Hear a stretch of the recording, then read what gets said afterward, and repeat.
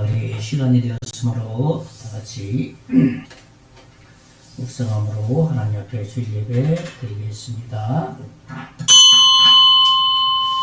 하나님은 영이시니 예배하는 자가 영과 진리로 예배할지니라. 아멘.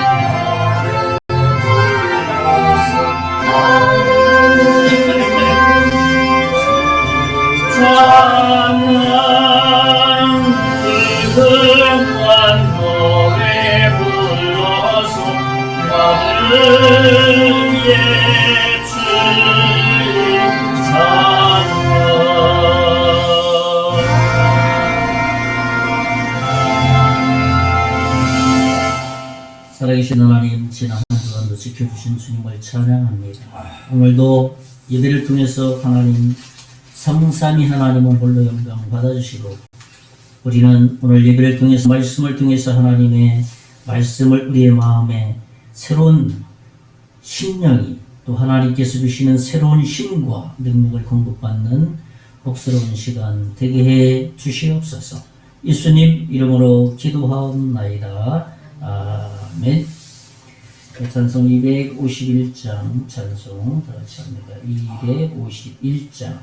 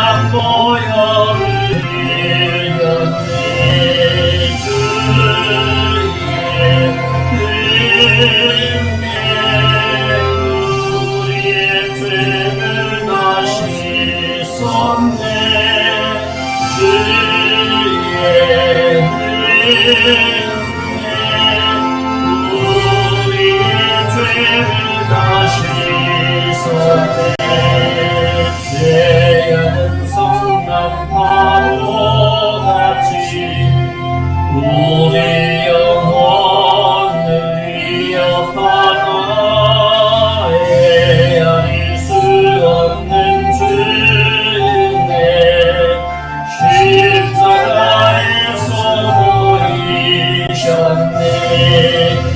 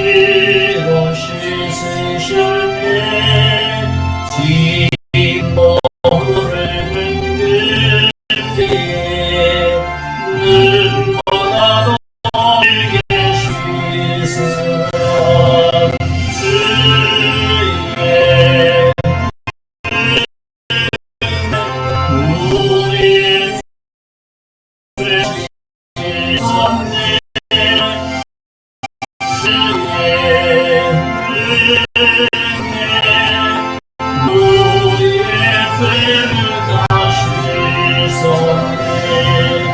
이해할 수 없는 그 은혜를 나에게 거저주네.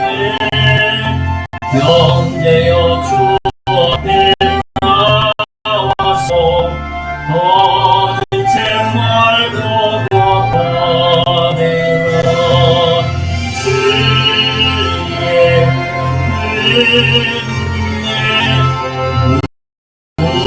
은혜 다시 섰네.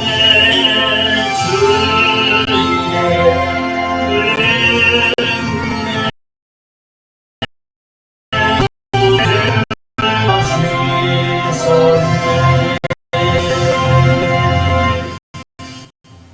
우리 성경 교독은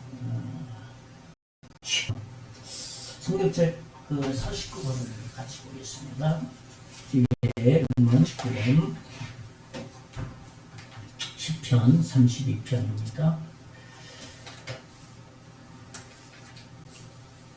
우리 한번 같이 교독합니다. 제가 한 절 읽고 시편 32편.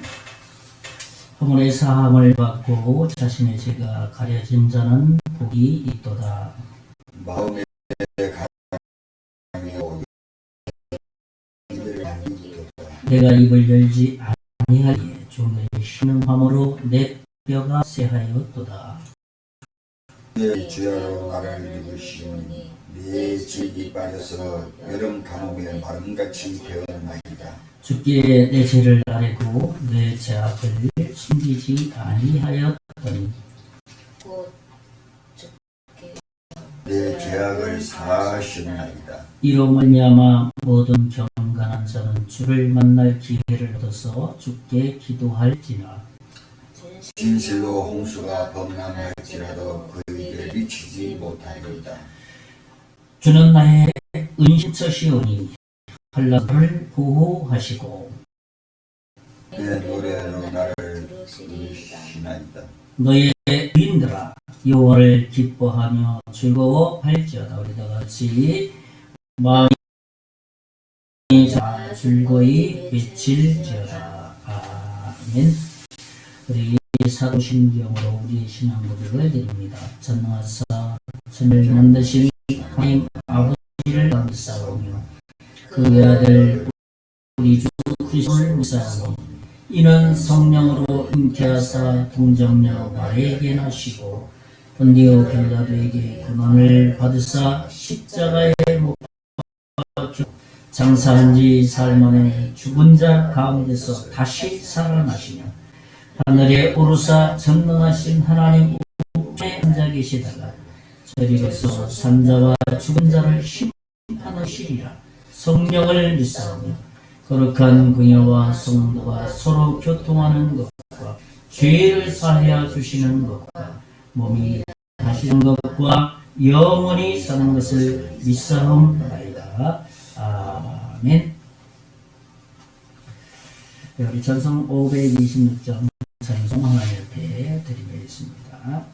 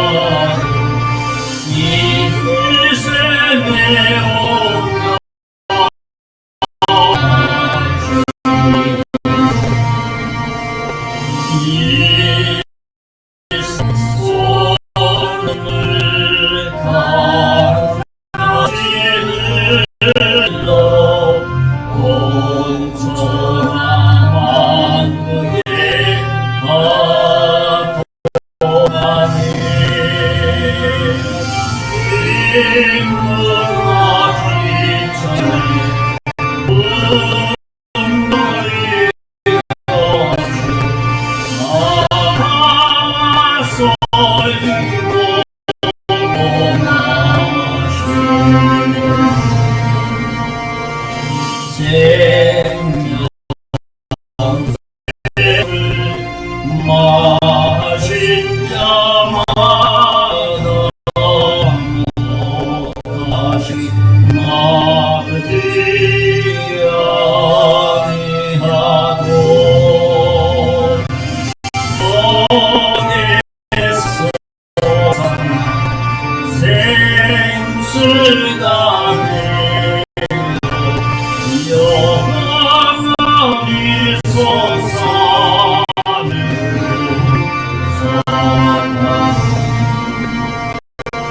이 생명의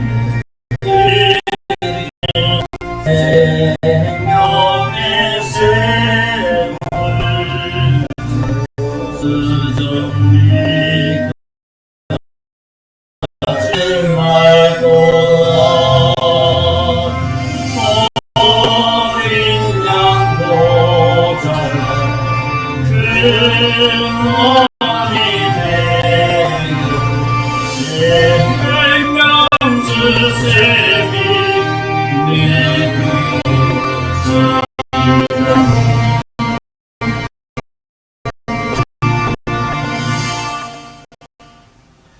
하나님 앞에 헌금 드렸습니다. 감사헌금 저희가 정해서 앞에 드리고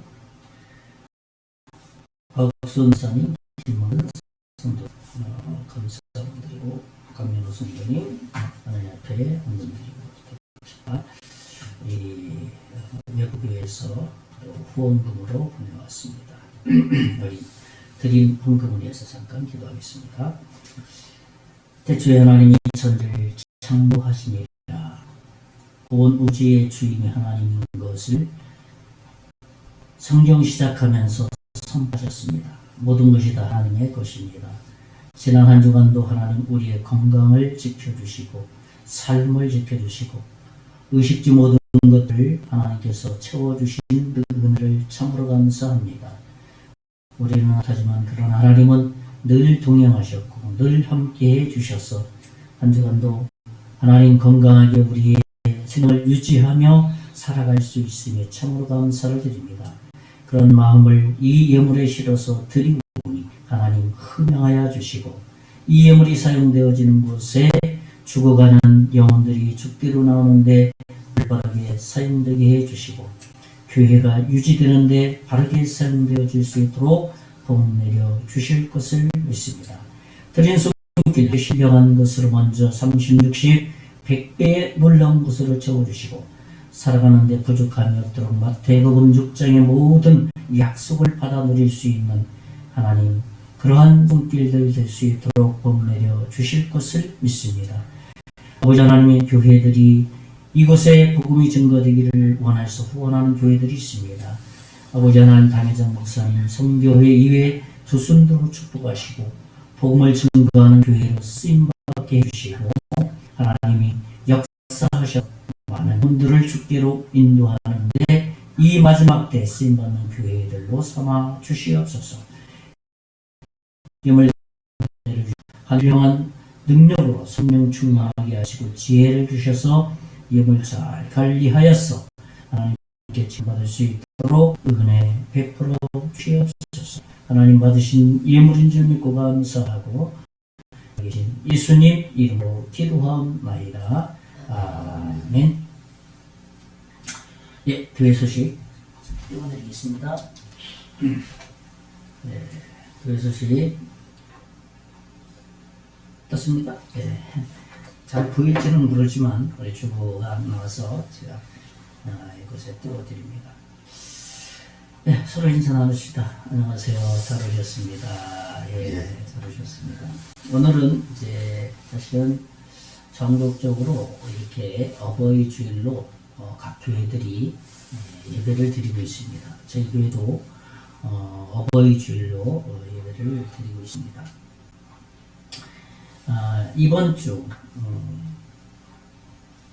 이번 주가 아니네요. 5월 20일 주일날 이 지난주에 그 커피전들을 토요일날 어제 못해서 비가 와서 20일날 주일날 예배 끝나고 오후에 21장 가서 커피전도를 그때 할 계획을 가지고 있습니다.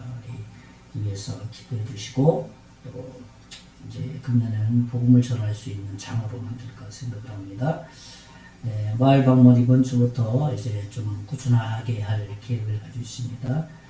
마음문을 열고 예수님을 받아들여서 또 우리 함께 이곳에 와서 예배할 수 있는 사람들이 한 명씩 늘 수 있도록 위해서 기도했으면 좋겠습니다. 나라 민족을 위해서 계속 기도했으면 좋겠습니다. 국가의 안전과 정부, 국가안, 국가경제, 소상공인, 외교, 결혼의 증가를 위해서 특별히 우리 대통령 선거 앞두고 있습니다. 이 나라가 어떤 사람이 세워지느냐가 참 중요한데 그래도 하나님을 두려워하는 사람이 세워지는 것이 하나님이 그 사람을 통해서 일하시는 것이 굉장히 주님의 영광을 드러내는 일이라고 봅니다. 아무튼 이번 대통령 선거를 통해서 정말 올바른 지도자가 선출될 수 있도록 하나님을 두려워할 줄 아는 지도자가 선출될 수 있도록 기도했으면 좋겠습니다. 우리 마을복음화에서 계속 기도해 주시고요. 이번 주 말씀 암송은 잠언 13장 20절 말씀입니다. 우리 밑에 잘 보이려나 모르겠네요. 보이세요? 이거 밑에 거? 잠언 13장 20절? 안 보이시죠? 잘? 강연우 성도님. 네. 잘 안 보여요. 네.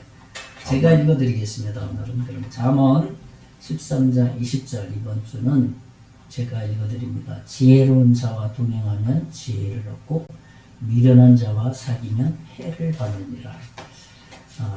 주님과의 교제의 중요성 중에서 주님과 교제하면 지혜로운 자, 잠언의 지혜는 거의 예수님으로 생각하면 가장 좋은 해석이 될 거예요. 그러니까 지혜로운 자, 예수님과 동행하면 예수님의 그 지혜를 얻게 되고 또 미련하다, 미련하다는 세상적인 것이죠. 그런 사람과 사귀면 잘 되는 것 같지만 결과적으로는 해를 입게 된다. 그런 말씀입니다. 이번 한 주간도 잠언 13장 20절로 승리할 수 있는 한 주간 됐으면 좋겠습니다. 네, 오늘은 우리 교회에서 어버이주일이기 때문에 좀 이렇게 강연호 성도님 유일하게 그 꽃을 준비했습니다. 어버이주일에서 제가 전달을 하겠습니다. 그렇게. 네. 나오세요. 나오시고 다른 선물보다는 그래도 이 꽃이 오랫동안 놓고 저희 교회에서 준비를 했습니다. 네. 축하드리고요. 네, 건강하십시오. 네. 마음에 들지 모르겠네. 무슨 꽃이에요? 이거 카네이션. 카네이션. 네, 이제 막 피어나는 거예요. 피어나네. 예. 물 줘야 됩니까? 오늘 줬어요. 아니. 네. 주셔야 돼요. 가꾸면서. 며칠에 한 번씩 떠야 돼요. 한번 찾아볼게요. 그걸 이제 이렇게 마르면 부셔가지고 마른다 그러는 거예요. 일주일에 한 번씩만 주면 돼요. 네, 그럼 될 것 같아요. 요즘은 방에다 두면 한 2번 정도 주셔요. 건조하니까 그렇게. 우리 방은 건조하지는 않아요. 네. 그러면 꽃이 지금 한참 피어나고 있으니까 오랫동안 꽃을 보실 수 있을 겁니다. 예, 아주 유일하게 또 우리 강령 성도님 계셔서 저희가 그래도 교회에서 교회 이름으로 선물을 준비했습니다. 예, 건강하시고 또 하나님이 사용하시는 그런 삶을 사셨으면 좋겠습니다. 감사합니다. 예. 예, 우리 찬양 341장 찬송하고 이제 기도하고 말씀 듣는 시간 갖겠습니다. 341장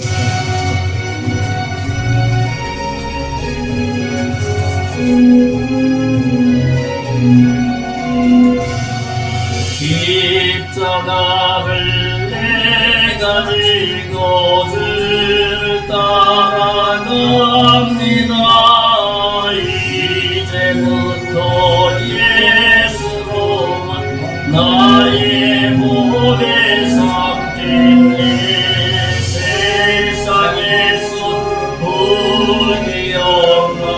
오늘 잃어버려도 그의 평안 내가 받고 영생 복을 받겠네. 주도 곤욕 당했으니 나도 곤욕 당하리. 세상 사랑 감사하라. 예수 진실합니다. 예수 나를 사랑하사 빛날 걸묘이며 선수들이 미워해도 염려할 것 없겠네. 내가 핍박당할 때에 주의 품에 안기고 고쳐당할수록 많은 위로 받겠네. 주가 주신 기쁨에 기뻐할 것을 오냐. 주가 나를 사랑하니 기뻐할 것뿐일세.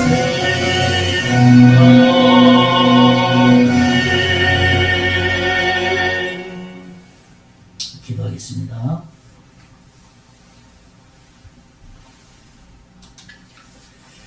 살아계신 하나님, 지난 한 주간도 지키시고 보호하시고 인도해 주셨습니다. 오늘도 주님 앞에 나와사오니 하나님 말씀을 들을 때 우리의 마음이 겸손하고 낮아져서 그 말씀을 통해서 우리의 생각과 우리의 심령이 새로워지게 하시고 평안함을 얻게 하시고 힘을 얻게 하시고 또한 지혜를 얻게 해 주셔서 이 세상 살아가는데 부족함이 없도록 주님이 임재해 주시기를 원합니다. 금년에는 우리의 믿음이 더 성숙하게 하시고 예수님 닮아가게 하시고 그래서 우리의 생애를 통해서 하나님을 기쁘게 해드릴 수 있는 신앙의 삶을 살아갈 수 있도록 인도해 주시기를 원합니다. 우리가 예수 믿고 구원받아서 또 다른 사람에게 그 예수님을 증거하는 삶을 살아갈 수 있는 성경적인 삶을 살아가게 해 주시기를 원합니다. 그래서 금년에는 우리 자신의 영적 성숙과 특별히 우리 송계 장로교회의 하나님의 사람들, 믿고 구원받는 사람들이 하나 둘씩 더 늘어나서 우리가 함께 예배하고 찬양하고 주님께 영광 돌릴 수 있도록 복 내려 주실 것을 믿습니다. 특별히 이 나라 민족을 불쌍히 여겨주시고 이 나라가 하나님이 기뻐하시는 나라로 인도해 주시고 복음의 피가 흘린 그러한 이 나라 민족입니다. 이제 아버지 하나님이여 대통령 선거를 앞두고 있는데 하나님께서 하나님을 두려워하는 그러한 지도자가 선출될 수 있도록 하여 주시고 복음에 기초한 하나님의 사람들, 하나님의 일꾼들이 세워져서 이 나라가 하나님을 경외할 수 있는 나라로 삼아 주시기를 원합니다. 이를 위해서 한국교회가, 한국교회 성도들이, 목회자들이 기도하게 하시고 하나님께서 베푸시는 그 넘치는 은총과 은혜가 드러날 수 있도록 인도해 주실 것을 믿습니다. 오늘도 말씀을 듣기를 원합니다. 전하는 자, 듣는 자 동일이 하나님의 은혜 가운데 거할 수 있도록 복 내려 주시옵소서. 믿고 감사하고 살아계신 예수님 이름으로 기도하옵나이다. 아멘.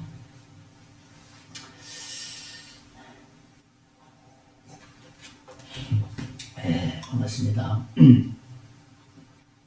한 주간이 빨리 지나가는 것 같습니다. 참 하나님이 우리에게 하루 24시간을 주시고 또 한 주간을 주시고 한 달을 주시고 1년을 주셔서 우리 인생을 우리는 알지 못하지만 개입하셔서 우리를 이끌어 가신다는 사실입니다. 이 사실을 믿는 것이 예수님을 믿는 사람이고 또 이 사실을 믿지 못하는 사람이 아직 예수님 밖에 있는 사람이죠. 그래서 우리가 한 주를 살아갈 때도 우리의 생각과 마음이 하나님으로 의식하면서 살아가는 것, 그것이 정말 복받은 사람이라고 생각을 합니다. 오늘은 변함없이 어버이주이지만은 변함없이 신명기 강의, 신명기가 34장까지 있습니다. 그래서 오늘 이제 34장을 신명기 강의를 마무리를 짓습니다. 그래서 다음 주부터는 어떤 말씀으로 또 이렇게 강의를 해갈까 기도하면서 좀 준비해서 한 번 시작하면 한 권씩은 1년이 되든 2년 되든 마음을 지려고 생각을 하고 있습니다. 오늘은 이제 신명기 마지막 장, 또 마무리를 하는 그러한 시간입니다. 오늘 34장은 사실은 하나님께서 모세에게 이 마지막 장면입니다. 모세의 그 소명, 부르심에서부터 이제 모세의 마지막 죽음에까지 이 시점에서 하나님께서는 모세를 향해서 하시는 말씀을 하겠습니다. 오늘 말씀을 우리가 한번 보겠습니다. 제가 한번 읽어드리겠습니다. 오늘 본문 말씀 신명기 34장 4절 말씀입니다. 제가 한번 읽어드립니다. 여호와께서 그에게 이르시되 이는 내가 아브라함과 이삭과 야곱에게 맹세하여 그의 후손에게 주리라 한 땅이라. 내가 내 눈으로 보게 하였거니와 너는 그리로 건너가지 못하리라 하시네. 이에 여호와의 종 모세가 여호와의 말씀대로 모압 땅에서 죽어 벳부을 맞은편 모압 땅에 있는 골짜기에 장사되었고 오늘까지 그의 묻힌 곳을 아는 자가 없느니라. 참 마지막 장면 아닙니까? 하나님께서 모세를 부르시고 이제 많은 기간을 통해서 모세를 사용하시고 이제 가나안 땅, 약속의 땅, 가나안 땅에 들어가기 바로 직전에 모세는 들어가지 못하는 장면이에요. 넌 들어가지 못한다. 그러나 그 땅은 바라볼 수 있다. 그렇게 말하는 것이죠. 눈으로 볼 수는 있지만 너는 들어갈 수 없다라는 그러한 오늘 내용이 34장의 말씀이라고 하겠습니다. 그래서 오늘 말씀의 제목을 모세의 생애를 통한 교훈이란 제목으로 말씀을 좀 담아 보려고 합니다. 오늘 말씀을 통해서 우리의 신앙생활, 정말 한 사람의 생애를 통해서 어떻게 하나님이 일하시는가 우리도 정말 교훈을 받는 그러한 복스러운 시간이 되었으면 좋겠습니다. 첫째로는 뭐냐면 소명에 있어서 교훈입니다. 소명이라는 것은 하나님의 부르심의 반응에 대한 어떤 하나님의 그 음성, 내가 너를 지명하여서 불렀다. 그렇잖아요. 누구든 누가 누구를 불렀다라고 했을 때는 뭔가 계획이 있는 겁니다. 목적이 있는 거예요. 그렇잖아요. 반에서 반장이 누구를 이렇게 불렀어요. 또 그 학교의 선생님이 누구를 불렀어요. 회사에서 누구를 불렀어요. 그러면 부른 사람은 뭔가 목적이 있는 거예요. 뭔가 그 사람을 쓰고자 하는 어떤 계획이 있는 거라는 겁니다. 그러니까 이 소명이라는 것은 특별히 하나님의 부르심이라고 말할 수 있습니다. 하나님께서 그 사람을 지명하여서 불러서 뭔가 하나님의 일하시기에 적절하게 사용하시겠다라고 지명하여서 그를 부르게 된 것이죠. 오늘 신명기 34장 1절에서 7절까지의 말씀은 이제 이스라엘 백성이 들어갈 가나안 땅을 모세에게 이렇게 보여주고 있습니다. 하나님은 비스가 산에 올라가서 그 꼭대기에 산 꼭대기에 쫙 올라가서 그 산에 올라간 이유는 비스가 산에 꼭대기 올라가면은 정상까지 올라가면 그 약속의 땅 가나안 땅이 보이기 때문에 그 땅을 보여주면서 오늘 모세에게 하시는 말씀입니다. 그러니까 하나님께서 이스라엘 백성들에게 약속했어요. 아브라함과 야곱과 이삭에게 약속하신 그 약속의 말씀은 무엇입니까? 이스라엘 백성에게 한 약속과 동일하다는 겁니다. 그 약속하신 가나안 땅을 보면서 보여주시면서 너는 그곳에 반드시 들어갈 것이다 라고 말씀하신 것이 아니라 넌 여기서 그 약속의 땅은 바라볼 수 있지만 너는 정말 들어갈 수가 없다. 너의 소명은 여기까지다. 가나안 땅 직전까지 내가 너를 부른 이유는 바로 여기까지 무엇인가 할 일이 있어 부른 것이다.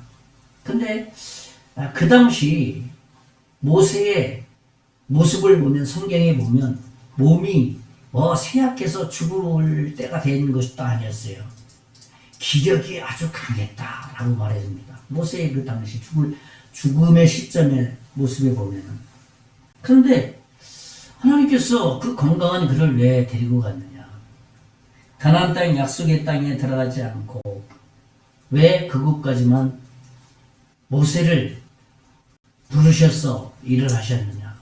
사실 모세의 생애를 뒤돌아보면 파란만장하지 않았습니까?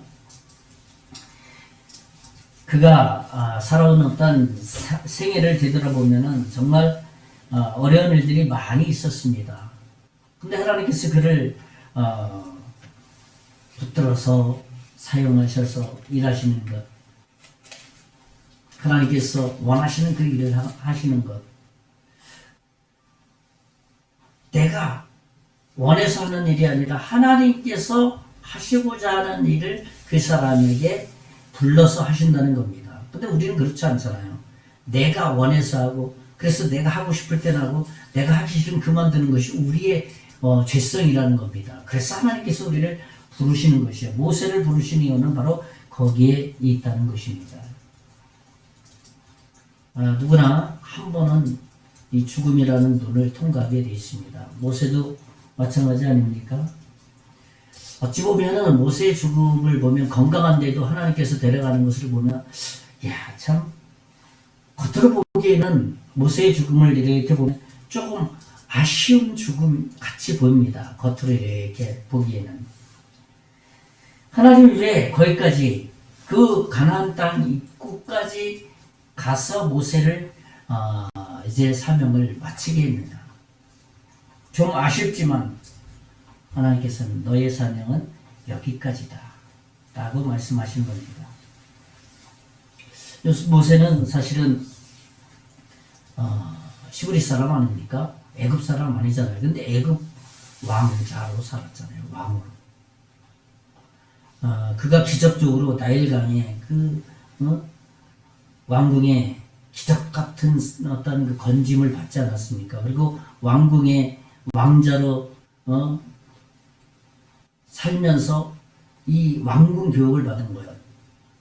천문학, 철학, 그러니까 각계각층의 모든 교육을 다 받을 수 있었던 거예요. 하나님께서 하시는 일을 보면 참 굉장히 성경에 나와 있는 것처럼 신묘막측합니다. 정말 사람이 생각하기에는 정말 이 논리적 설득력이 없는 그러한 것들이 성경에 너무 많이 들어있어요. 근데 하나님께서는 그렇게 일하신다는 겁니다. 그래서 하나님께서는 모세를 부르시고 광야에서 40년 동안 또 훈련을 시키지 않습니까? 그리고 그를 또 들어서 부르시고 또 40년 동안의 광야 생활을 하지 않습니까? 그 이후에 하나님께서는 이제 가나안 땅 직전에 너의 설명은 여기까지다. 오늘 본문 말씀 한번 제가 다시 한번 읽어드리겠습니다. 10절에서 12절 말씀.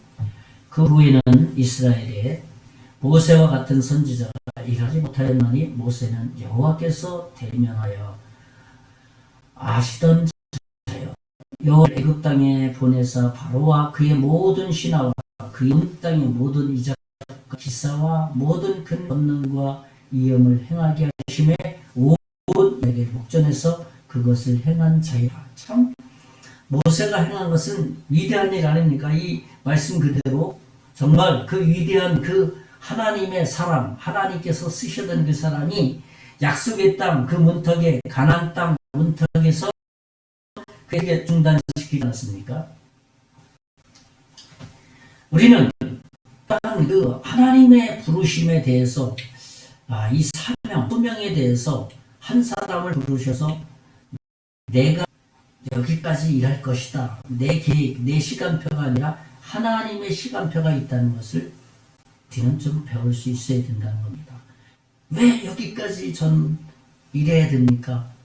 난 건강한데 모세가 또 이렇게 하나님께 항변할 수 있잖아요. 나 아직 기력도 강한데요. 왜 여기까지 저를 약속했다는 그 가나안까지 가야 되지 않습니까? 라고 말할 수 있지 않겠습니까? 그런데 성경에 이렇게 아무리 찾아봐도 모세가 하나님을 향해서 대항했다는 표현을 하는 거예요. 자기는 건강한데. 무슨 말입니까? 모세는 자기를 부르신 하나님의 소명에 어땠습니까? 받아들였다는 거예요. 순응했다는 겁니다. 우리는 이러한 하나님의 소명에서 나의 소명은 무엇인가? 그것을 배워야 되는 것이죠. 아마도 우리의 소명을 이 시대에 살고 있는 나에게 있어서 나의 소명은 무엇인가? 라고 질문했을 때에 가정에서는 가정 일을 하는 것, 학생은 학교에서 공부하는 것, 직장에서 자기 일을 하는 것, 또 우리 이러한 시골에서는 농사를 하는 사람은 그 터전에서 열심히 농사하는 일, 그것이 다 하나님의 소명받은 일이라고 우리는 좀 인식하셔야 된다는 거예요. 우리가 살아가는 게 내 식대로 내 마음대로 살아가는 것 같지만 그것이 하나님께서 나에게 주어진 소명이라고 생각하신 일에 최선을 다해 살아가게 될 때 하나님께서 여기까지다 라고 했을 때 왜요? 라고 말하고 맞습니다. 제가 저에게 주어진 이 현장에서 저에게 주어진 그 위치에서 제가 최선입니다. 살아오면서 제가 먹고 사는 일에 있어서 어려움 없이 하나님을 섬기는 일에 있어서 내 생애를 드릴 수 있었습니다. 라고 고백하는 것. 그것이 하나님께서 우리에게 주신 소명에 대한 교훈을 받아야 될 오늘 모세의 소명에서 하나님께서 우리에게 하시고 말하는 겁니다. 두 번째로는 뭐냐 하면 믿음에 있어서 교훈입니다. 우리 믿음이라는 게 뭡니까? 믿음이 뭐냐라고 질문했을 때 우리가 대답할 수 있는 건 그거 아니겠습니까? 믿음은 뭐냐 하면 하나님을 믿는 거야. 그렇잖아요. 또 믿음이라는 게 뭐냐라고 질문했을 때 하신 독생자 예수를 믿는 거야. 또 믿음이 뭐냐라고 질문했을 때 하나님께서 말씀하신 성경을 믿는 거야. 이게 믿음입니다. 사실.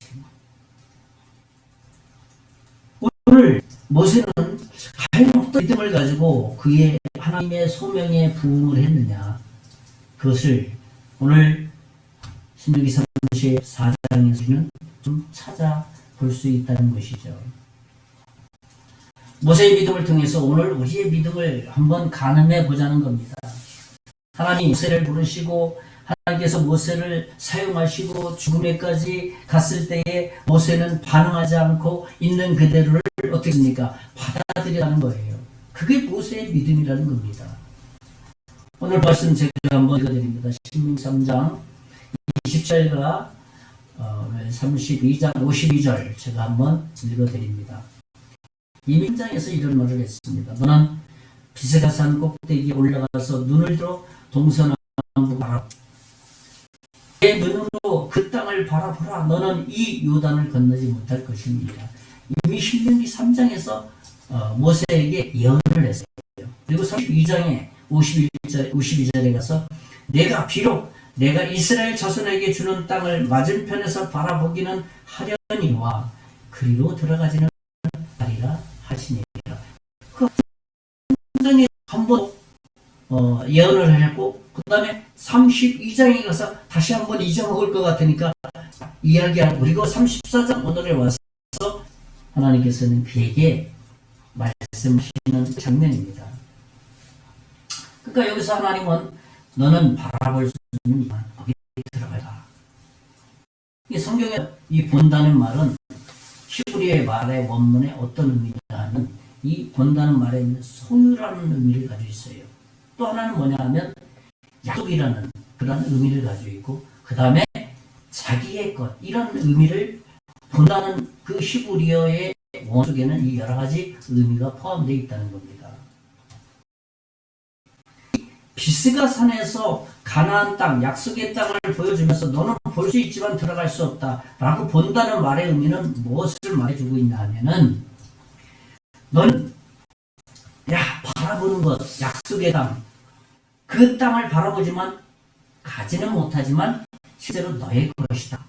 이미 네가 간 것이다 라고 말씀가 담겨져 있다는 겁니다. 이 본다는 의미는 바로 그것을 함축하고 있는 말씀이기 때문에 그렇습니다. 모세는 미래를 바라보면서 약속의 땅을 향해서 이스라엘 백성들을 이끌고 40년 동안 이끌고 오면서 이제 가나안 땅 앞에서 하나님께서 너는 바라본다.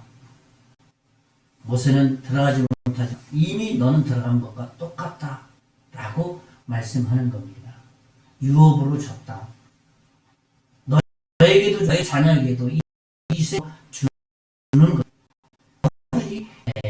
이 미래적 시야를 가지고 하나님을 바라볼 수 하나님은 모세에게 다시 한번 어떻게 하고 있습니까? 상기시켜 준 거예요.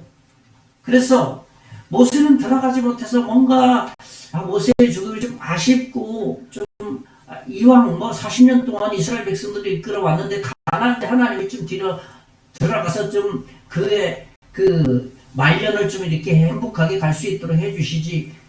우리의 생각이 그런 거예요. 그러면 모세를 높은 비스가 내가 보는 것은 다 네 땅이다. 너는 이미 그것을 성취한 것과 동일하다. 네가 약속을 다 성취한 거다 라고 하나님께서 그에게 말씀하신 겁니다. 이에 대해서 신약성경에 베드로 수제자 베드로는 있습니다. 제가 한번 읽어드립니다. 베드로전서 1장 4절에 보면 썩지 않고 더럽지 않고 약속을 잊게 하시나니 곧 너희를 위하여 하늘에 간직한 것이라 그랬습니다. 그렇죠? 우리 베드로전서 1장 4절을 같이 한번 읽어보겠습니다. 다 보이시겠죠? 한번 같이 읽어보겠습니다. 시작. 썩지 않고 더럽지 않고 쇠하지 아니하는 유업을 잊게 하시나니 곧 너희를 위하여 하늘에 간직하신 것이라. 그렇죠? 모세에게 본다는 것은 약속이고 너의 소유다라는 의미가 있다고 그러잖아요. 그러니까 하늘에 넘어와서 베드로는 그것을 명확하게 말하고 있다. 하늘에 있다는 거예요. 약속. 그 약속이 이미 성취됐다는 것을 어떻게 말하고 있습니까? 사도 베드로는 바로 썩지 않는 것이다. 영원한 것이다. 그러나 이 땅의 것은 썩을 것이다. 돈도 명예도 재산도 이 땅에서는 다 썩을 것이다. 없어질 것이다. 그러니까 유한한 것이다라는 거예요. 영원하지 않다는 것이에요. 그렇지만 바라본 그 약속을 하나님 가나안 땅이라는 것은 무엇을 상징합니까? 하나님의 나라, 천국을 그러니까 하나님의 영원한 나라를 유업으로 받았다. 약속으로 받았다. 그러니까 미래지향적인 우리가 소망을 가지고 살게 됐다는 거예요. 예수를 믿는 사람들은 어떤 믿음의 사람이 뜨거운 믿음을 가지고 사는 거잖아요. 오늘 죽어도 영원한 소망이 분명하기 때문에 우리의 삶이 행복한 거예요. 그래서 예수님을 믿는 사람은 죽음의 문제를 해결한 사람이라고 말하는 거예요. 이제 마지막 세 번째로 죄에 있어서 교훈입니다. 이 죄에 대해서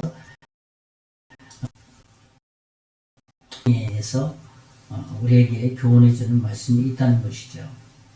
인간의 본질의 문제입니다. 죄라는 것은. 그러니까 모든 사람은 죄라는 이 영역에서 어떻게 해요? 자유로울 사람이 하나도 없다는 거예요. 의로운 사람 하나도 없다는 거예요. 재산의 획을 가진 사람, 돈이 많은 사람, 모든 지혜가 많은 사람, 박사학위를 몇 개씩 딴다 하더라도 이 죄에 대해서는 자유로운 사람이 이 세상에는 뭐 아시아, 유럽, 아메리카 이 모든 인류의 사람들은 죄에서 자유로울 사람이 하나도 없다는 겁니다. 그래서 로마서 3장 23절에 그랬잖아요. 모든 사람이 죄를 범하였다. 모든 사람은 죄인이다. 그렇게 아주 선포하고 있는 겁니다. 모세도 이 영역에서 죄의 영역에 어떻게 자유로울 수 없다는 것이죠. 죄인이라는 것이죠. 그러므로 모세도 죄를 범한 사람이라는 겁니다. 그래서 또 한 영역은 모세가 죄를 범하였기 때문에 가나안 땅까지 들어가지 못한 이유 중에 또 하나가 있는 거예요. 어떤 이유가 있으니까 못 들어가는 거잖아요. 하나님의 소명적인 측면도 있지만 이 죄라는 측면에서 또 있다는 것이죠. 그래서 하나님께서는 너의 삶은 여기까지다. 이 사람들은 사실 믿지 못하는 백성이잖아요. 40년 동안 가나안을 오면서 나를 왜 애굽에서 이끌어내서 말이야 이 고생을 시키느냐, 먹지도 못하고 왜 어렵게 만드느냐 이렇게 불평불만합니다. 그래서 1세는 다 가나안 땅에 못 들어갔잖아요. 2세대들 모세의 죄는 과연 무엇입니까? 제가 한번 오늘 말씀 읽어드립니다. 신명기 32장 51절에 보면 이는 너희가 신 광야 가데스의 무리바 물가에서 이스라엘 자손 중 내게 범죄하여 내 거룩함을 이스라엘 자손 중에서 나타내지 아니한 까닭이라. 그러니까 이 모세가 이스라엘 백성들에게 하나님께서 말씀하신 게 있어요. 그러니까 물도 없고 먹을 것이 없으니까 이스라엘 백성들이 불평을 하니까 하나님께서 야 그러면 야 네가 바위에야 이를 향해서 물이 나와 이렇게 명령하면 물이 나와서 이스라엘 백성들의 그 불만을 불평을 해결해 줄 수 있다. 그렇게 얘기를 한 겁니다. 그런데 모세는 하나님이 말씀하신 그대로 행하지 않았던 거예요. 어떻게 했습니까? 이스라엘 백성들이 불평 불만을 하니까 마음에 분노가 차요. 말이야 내가 너희들을 말이야 얼마나 많이 읽어봤는데 하나님을 믿지도 않아. 마음에 약간 분노가 생긴 거예요. 하나님의 음성을 들어서 그들의 그 불평 불만을 잠재워서 해라 라고 하나님께서 모세에게 바위를 향해서 선물이 나오게 하라 명하라고 말씀했는데 모세는 어떻게 했습니까? 말씀 보겠습니다. 민수기 20장 10절 11절 한번 읽어보겠습니다. 이거 한번 같이 읽어보겠습니다. 민수기에 나와 있습니다. 20장 10절 11절 시작. 모세와 아론이 회중을 그 반사가 빼고 내가 그들에게 이르되 반역한 너희여 들으라. 우리가 너희를 위하여 이 반석에서 물을 내려 하고 모세가 그의 손을 들어 그의 지팡이에서 두 번째 물이 많이 솟아남으로 회중과 그 떡락하게 했다. 하나님은 이렇게 명령하지 않아요. 반석을 향해서 명령만 해라 그랬거든요. 근데 10절에 보니까 너희들 반역한 너희들아 이 벽을 쳐서 물을 내랴? 벌써 이 분노가 찬 거예요. 그래서 모세가 11절에 손을 들어서 지팡이로 반석을 한 번도 아니라 어떻게 쳤습니까? 두 번씩 꽉꽉 치면서 그러니까 물이 솟아나서 다 마시고 짐승 어깨에 간 거예요. 명령했으니까 하나님의 말씀은 이루어졌어요. 이스라엘 백성들의 불만이 해결이 됐어요. 그러나 모세는 하나님 말씀 그대로 순종하지 않았어요. 이것이 모세의 죄예요. 모세가 범한 죄라는 내가 명한 대로 좀 그대로 하지 말이야. 나도 돈을 내지 않고 너한테 말했는데 말이야. 네가 뭐 이스라엘 백성들에게 그렇게 분노를 하면서 지팡이 들어서 지팡이가 부러졌는지 잘 모르겠어요. 세게 2번 쳐서 그냥 물은 펄펄펄 쏟아나왔습니다. 반석에서. 하나님은 그러한 이스라엘 모세에게 한 번의 그 죄를 범했음에도 불구하고 어떻게 했습니까? 가나안 땅에 들어가지 못하게 해요. 네 소명은 여기까지다. 왜 그렇습니까? 죄를 범한 것이 그렇게 뭐 큰 것도 아니에요. 우리가 보기에는. 근데 자세히 살펴보세요. 그 모세의 행동. 다른 범죄 무슨 뭐 속이거나 도둑질하거나 그런 것도 아니잖아요. 근데 자세히 살펴보면 하나님 말씀을 어긴 거잖아요. 가장 큰 죄거든요. 왜 하나님께서 이러한 죄, 한 가지 죄를 들어서 말씀을 했냐면 무슨 이렇게 엄청난 결과를 가져다 준다. 그러니까 죄에서 너무 방관하지 말라. 그러니까 죄에 대해서 어떻게 하라는 거예요? 항상 어떻게 해요? 긴장감을 가지고 죄를 너무 쉽게 생각하지 말라. 그렇게 말하고 있는 겁니다. 그래서 하나님께서 오늘 본 말씀에 나의 거룩함을 드러내지 못했다 라고 말씀하신 거예요. 우리의 분노, 우리가 주님을 따라가는 것, 주님 말씀대로 살아가는 것, 모세만큼 하겠어요? 우리가 주님 조사한 것을? 근데 모세도 문제인데 하나님을 이렇게 죄에 대한 그 결과를 묻고 있지 않습니까? 우리 인생에 있어서 너무 잘난 체 하지 말라는 거예요. 언제나 우리는 죄를 범할 가능성이 어떻게 있다? 100% 있는 거예요. 100%. 남이 죄를 범하면 남이 잘못했으면 너무 손가락질하지 마라. 지팡이 들어서 2번 바위치지 마라. 분내지 마라. 손내지 마라. 그 교훈이 여기에 담겨져 있는 겁니다. 어떤 사람이 그렇게 말합니다. 죄에 대한 공식이 있다고 말합니다. 4가지 공식을 말했습니다. 제가 한번 보여드리겠습니다. 죄에 대한 공식이 있는데 4가지가 있어요. 첫째로는 뭐냐 하면 죄에 더 플러스 법칙이 있다는 거예요. 그것은 뭐냐? 죄 골치 아프게 만든다는 거예요. 그러니까 죄를 플러스잖아요. 죄를 더하고 계속 가하면은 우리 문제의 골칫덩이가 된다는 거예요. 삶에서. 죄의 빼기 법칙. 1선이잖아요. 우리의 삶에 무기력하게 만든다는 거예요. 그게 죄의 빼기 법칙이라는 거예요. 그럼 죄 곱하기 법칙은 뭐냐 이거예요. 곱하기는 곱을 더하는 거잖아요. 우리의 아픔을 훨씬 더 아프게 만든다는 거예요. 그 다음에 죄의 나누기 법칙. 그건 뭐냐면 죄는 우리 자신의 자아를 상실하게 하고 이익과의 관계를 깨트리고 심지어 하나님과의 관계도 깨트리게 한다는 겁니다. 참 의미심장한 법칙을 말한 것 같습니다. 많은 것을 생각하는 그러한 내용인 것 같습니다. 우리의 삶 가운데 죄를 너무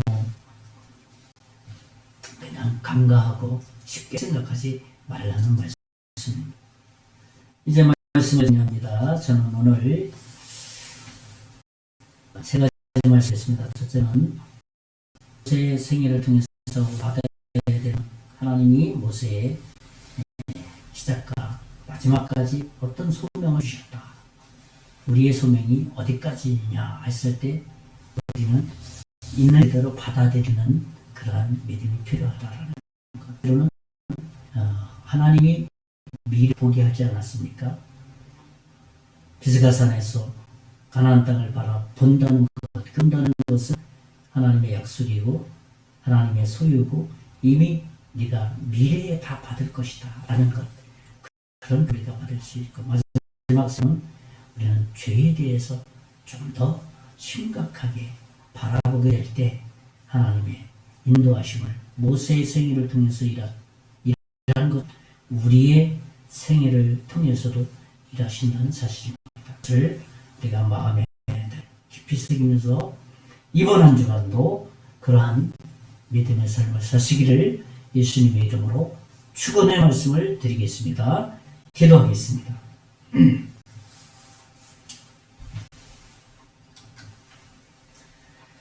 살아계신 하나님 살아계십니다. 우선 사람을 부르셔서 그의 생애를 통해서 하나님의 일을 하게 하시고, 그의 생애를 통해서 오늘 우리에게 또 말씀하시고자 하는 말씀을 저희들이 들었습니다. 이번 한 주간도 하나님께서 하시는 그 말씀의 교훈을 마음에 잘 품고 우리의 삶의 현장에서 하나라도 순종해 갈 수 있는 이번 한 주간 해 주시옵소서. 믿고 감사하고 살아계신 예수님 이름으로 기도하옵나이다. 아멘. 우리 전설가 540장 제공하고 모든 예배를 마치겠습니다.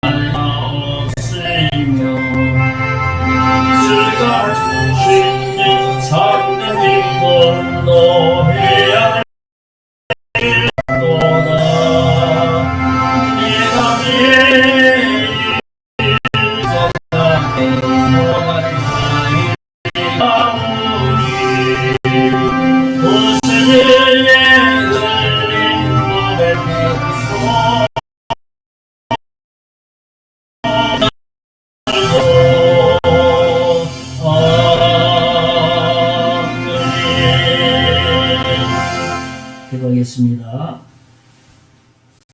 이제는 우리 주 예수 그리스도의 은혜와 하나님의 극진하신 사랑과 성령님의 감화감동 역사 위로 충만하시니 오늘 하나님의 자녀로 말씀의 교훈을 따라 사랑하는 모든 성도들 머리 위에 가정, 사업 위에 앞으로 예수 믿고 구원받을 하나님의 자녀의 이제부터 영원토록 함께 계실지어다. 아멘.